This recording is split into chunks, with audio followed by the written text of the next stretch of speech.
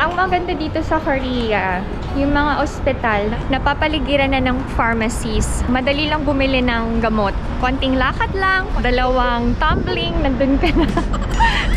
Grabe no, habang tumatagal, ang daming nagbabago no. Ako din, nagbago ako, mas lalo akong gumanda. Annyeong! Hi everyone! Welcome back to my channel. This is Pinay Mom in South Korea. Samahan niyo ako ngayong araw na to. Marami tayong gagawin. As always, to netizens, alam niyo naman sa PMSK, laging busy and laging productive. Katatapos lang ng work ko, pero I'm so happy kasi hindi na ganun kahaba yung oras ko sa trabaho. Kaya pagka-out ko, mukha pa rin akong fresh. Unlike last month, grabe talaga. Para na akong bilasang isda after kong magtrabaho. As in, wala na akong energy. But ngayon, okay na ako. And yun, masaya lang ako. Samahan niyo muna ako pumunta sa hospital. Finally, check-up ko na. Makakuha na ako ng gamot. Kasi na-miss ko yung check-up ko before na ubusan ako ng gamot. Ang hirap pa naman kapag hindi ako nakakainom ng gamot ko for thyroid. As in, grabe yung hingal ko. Mapapansin nyo, wala na masyadong dahon ng mga puno kasi patapos na ang autumn. Malapit nang mag-winter. Sobrang kapal na naman ng mga suot namin. And ang hirap lumabas na naman kasi sobrang lamig. Pero alam nyo, netizens, I want you to experience yung winter. Kasi walang winter sa atin sa Philippines, diba? Para alam nyo din yung nararamdaman namin sa mga kababayan na nasa countries na merong winter season. Just like me, I'm here in South Korea.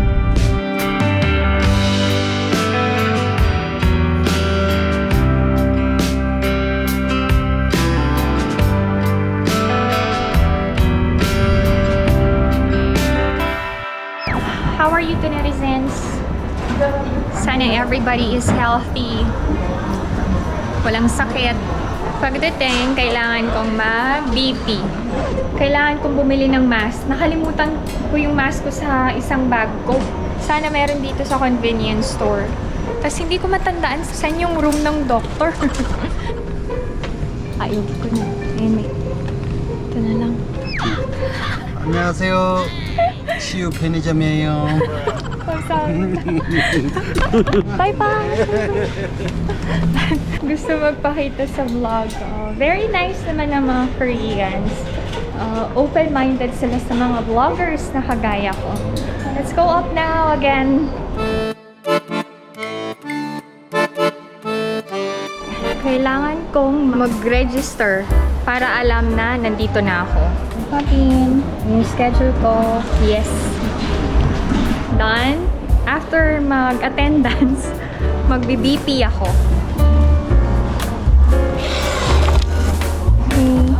Low blood yata ako. I found my doctor's room. Number 5. 안녕하세요. 네, 안녕하세요. 뵙겠습니다. 네, 감사합니다. 네, 조금 이따 뵐게요. 네, 네. So, I knew it. Hindi na naman. Okay ang aking thyroid. I'll come back after 2 months. I have to pay na. Wala pala akong babayaran kasi bayad ko na last time. Kukuha na lang ako ng prescription. And let's go. Kailangan kong bumili ng aking gamot. Punta tayo sa pharmacy.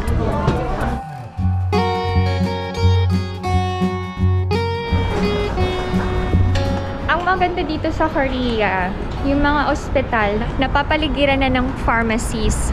So, madali lang bumili ng gamot. Konting lakad lang, konting kembot, dalawang tumbling, nandun ka na.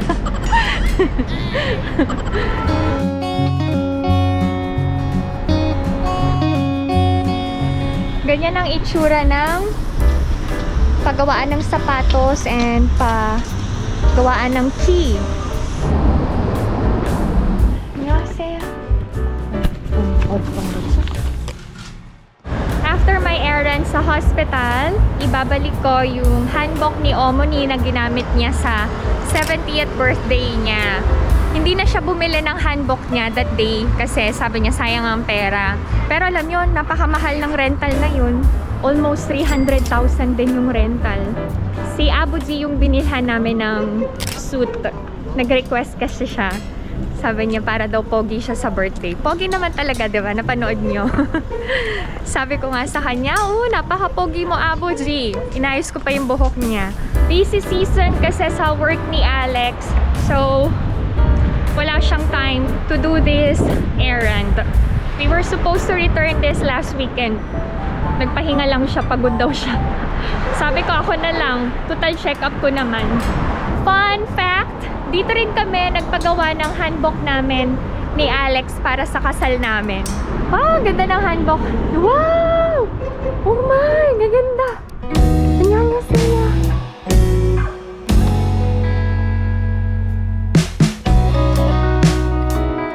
Kamsahamnida, 안녕히계세요. May i-share ako sa inyo. Kunin ko muna yung sasakyan ko. Alam nyo ba, nung bago ako dito sa Korea, walang parking fee everywhere. And wala ring delivery fee. Pero syempre, habang tumatagal, nagbabago na. Halimbawa, you're gonna go to a certain store. Kapag wala kang binili doon, pas nag-park ka lang, you have to pay. Pero kapag may binili ka, minimum of 10,000 won or 30,000 won, meron kang 1 hour na free para sa parking. Tapos, pag nagpa-deliver na din ng food, merong 2,000 won na delivery charge. Grabe na, habang tumatagal, ang daming nagbabago, no? Ako din, nagbago ako, mas lalo akong gumanda. Joke lang yun. Nagpapatawa lang ako to netizens. Dati naman, yung pedestrian lanes, walang light. Ngayon, nilagyan na nila ng green and red lights. Hindi ka na pwedeng mamasyal ngayon dito sa Korea nang hindi naka-jacket. Kasi cold na. Pag walang jacket, baka sipunin, lagnatin, ubuhin. Sa mga magta-travel dito, make sure to keep yourselves warm. Number 3.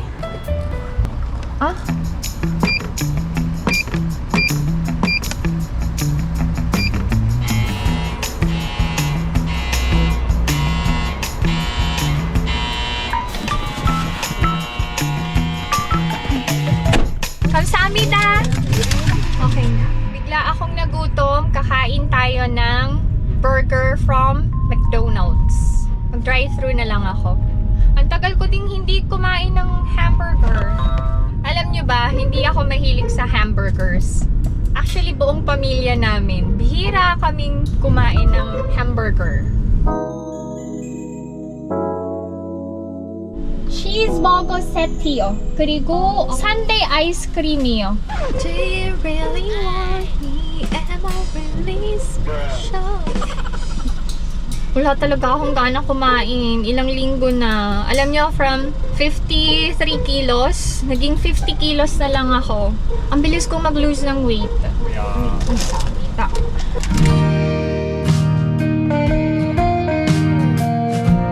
Sa mga nagda-drive, mapagbigay ba kayong driver? Ako kasi, lagi akong nag-giveaway. Pag may gustong sumingit, okay, pagbigyan. Sabi nga, diba, we should always be kind. Dahil naka-red naman, ako ay kakain na. Ang lamig ng panahon pero nagsa-sundae ako. Sinong nag-dip ng french fries sa Sunday? Ito naman eh. Yabang eh. Kasasabi lang di ka, hindi. Pag may gustong sumingit, okay, pagbigyan. Kahit gaano kabait ang isang tao, huwag nyo sasamantalahin. Bad yun. Ang dami kong alam.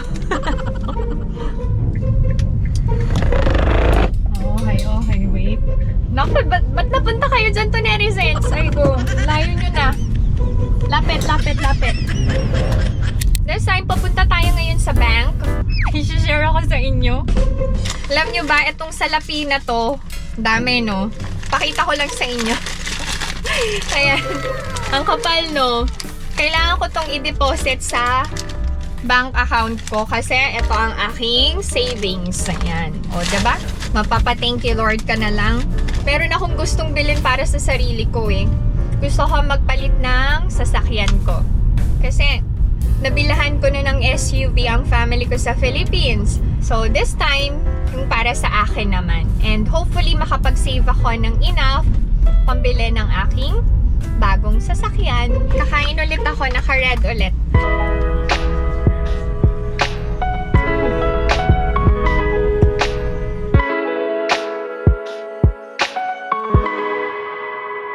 Dito na ako sa bahay.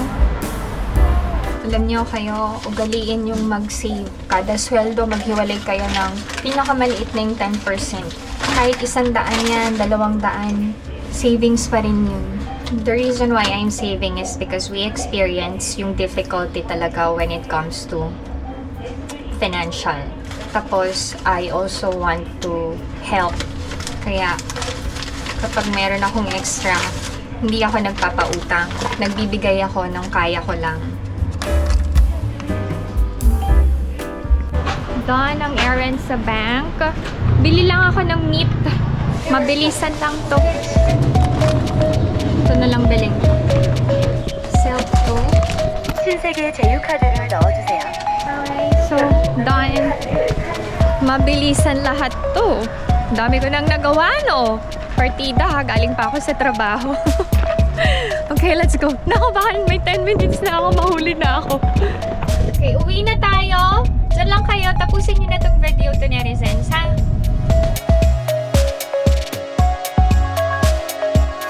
I'm already home. I-share ko lang sa inyo. Alam nyo ba, dito sa Korea, bawat household, hindi nawawala ang hand wash. Usong-uso siya everywhere sa Korea. Parang napansin ko sa atin kasi sa Philippines, sabon lang yung ginagamit natin, no? Panghugas ng kamay. Siyempre, galing ako sa labas, kailangan maghugas ng kamay. Nakasanayan na namin lahat. Pagkagaling sa labas, hugas kagad ng kamay. Kayo ba? Sanayin nyo yung mga kids nyo na regular ang pag-hand wash. Hindi ko na nakain yung ano ko. Binili kong merienda sa McDo. Sige, habang nagme-merienda ako, I'll answer some of your questions. Sa sobrang dami, hindi ko na masagot lahat, ha? May nag-comment kasi na, why do I always say sa vlog ko na si Alex ang tagapagmana ng family? Wala bang sinasabi yung ibang family members niya? Ewan ko ba, pag nasa farm, gustong-gusto kong sinasabi na tagapagmana si Alex.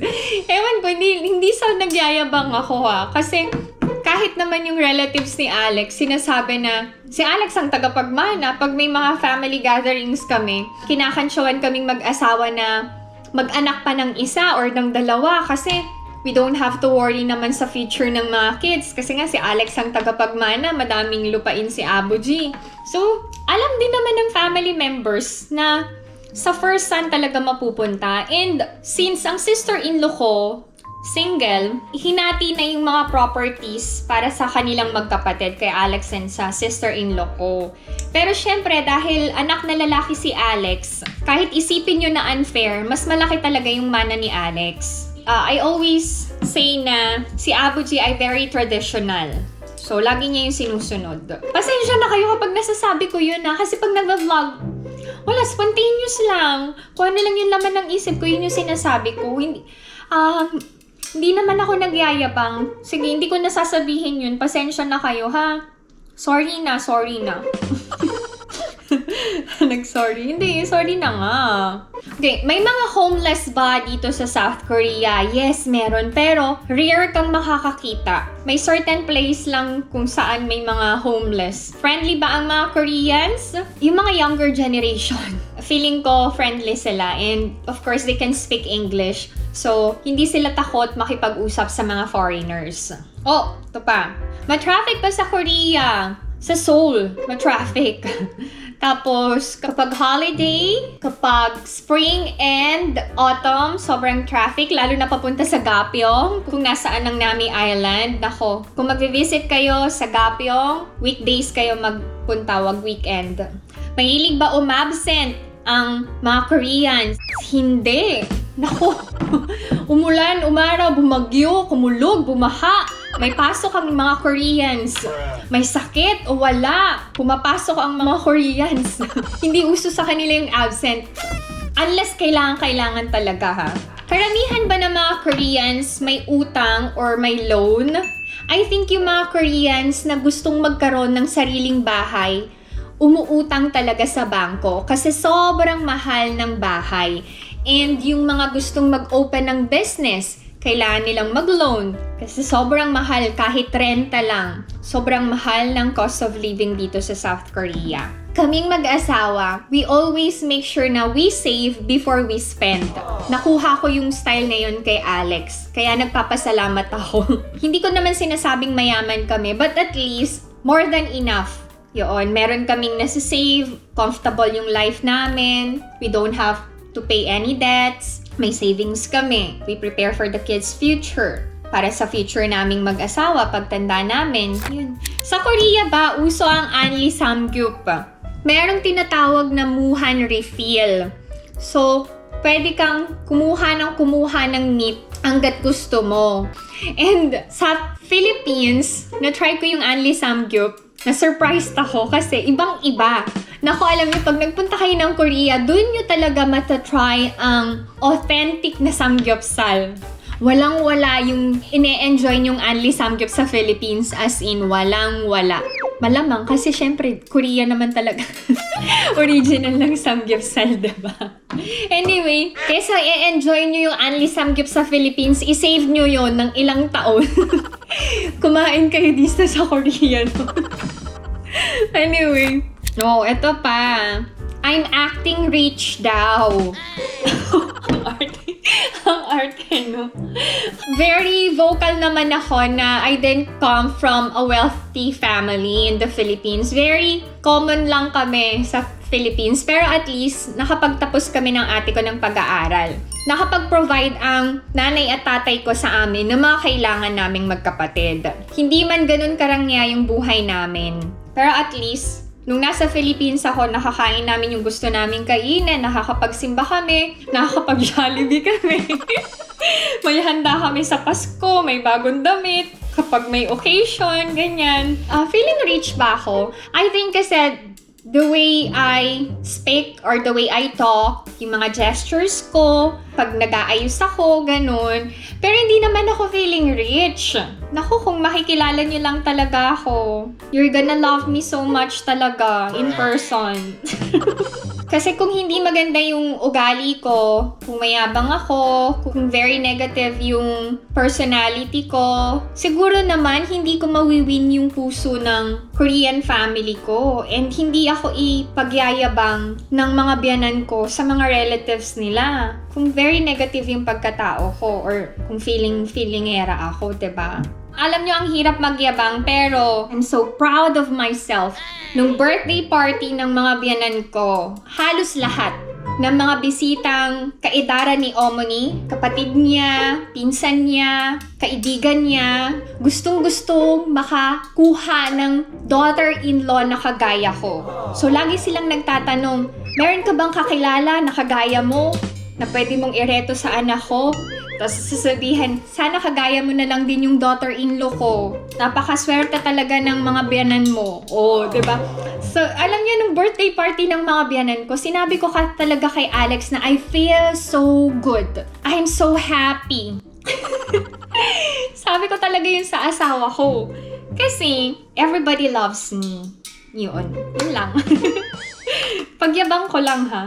Sorry na, pero sige na, pagbigyan nyo na si PMS King. Tsaka, mahal na mahal ako ng mga biyanan ko kasi mahal na mahal ko din sila. Yun lang.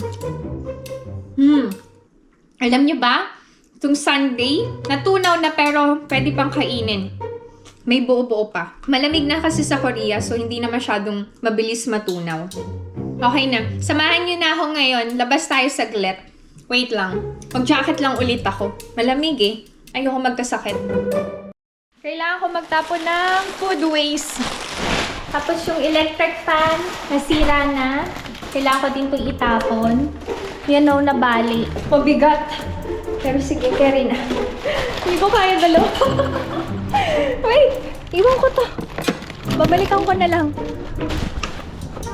Ayan ang mga puno. Iilan na lang yung dahon. Ayoko mag-winter. Sobrang lamig. Masakit sa katawan at saka masakit sa ulo. May nagtapon ng sofa, oh. Luma na din naman pala. Pwede nang itapon yun, luma na.